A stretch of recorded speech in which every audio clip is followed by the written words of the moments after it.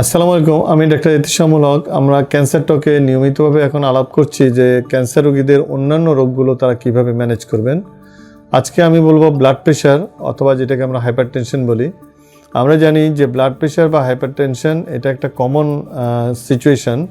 আমাদের অনেক মা বোন এমনিতেই একটা নির্দিষ্ট বয়সের পরে নানা কারণে ব্লাড প্রেশারে আক্রান্ত থাকেন এবং তারা অনেক ক্ষেত্রে কিন্তু এটা অবহেলা করেন। ব্লাড প্রেশার নিয়ন্ত্রণের জন্য যা যা ব্যবস্থা নেওয়ার দরকার সেটা কিন্তু অনেক ক্ষেত্রে নেওয়া হয় না নেওয়ার কারণে পরবর্তীতে ব্লাড প্রেশারের যে জটিলতা এগুলো তারা ভুগতে থাকেন। তো আমরা জানি যে ক্যান্সার তো এমনি একটা জটিল রোগ। ক্যান্সার নিয়ে যে ফাইট যারা করেন তারা যদি অ্যাডেড আরেকটা প্রবলেমে পড়ে যান তাহলে অনেক ক্ষেত্রে কিন্তু এটা তার যে ক্যান্সার বিজয় করার বা ক্যান্সার ভালো হয়ে তার বেঁচে থাকার সেই সম্ভাবনাগুলোর ক্ষেত্রে একটা বিরাট প্রবলেম ক্রিয়েট হয়।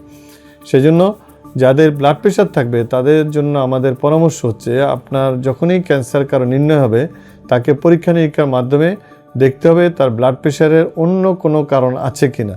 যদি অন্য কারণ থাকে তাহলে সেটাকে ট্রিট করতে হবে।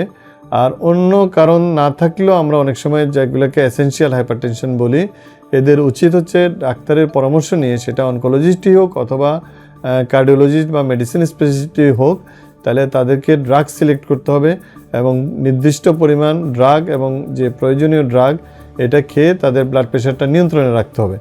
একটা নির্দিষ্ট সময় পরপর তার ব্লাড প্রেশারটা নিয়ন্ত্রণে আছে কি না এটা নিজে বাসায় চেক করতে পারেন, অথবা কোনো একটা ছোট হাসপাতালে যেয়ে অথবা তার ডাক্তারের কাছে যে ব্লাড প্রেশারটা চেক করবেন এবং এটা নিয়ন্ত্রণে আছে কি না এটা দেখবেন এবং নিয়ন্ত্রণে রাখার জন্য তাদেরকে নিয়মিত ওষুধগুলো খেতে হবে।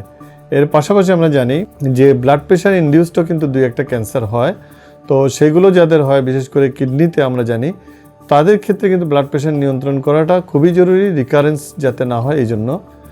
এর পাশাপাশি আমাদেরকে দেখতে হবে শুধুমাত্র ওষুধ খেলে ব্লাড প্রেশার নিয়ন্ত্রণ করা যাবে না।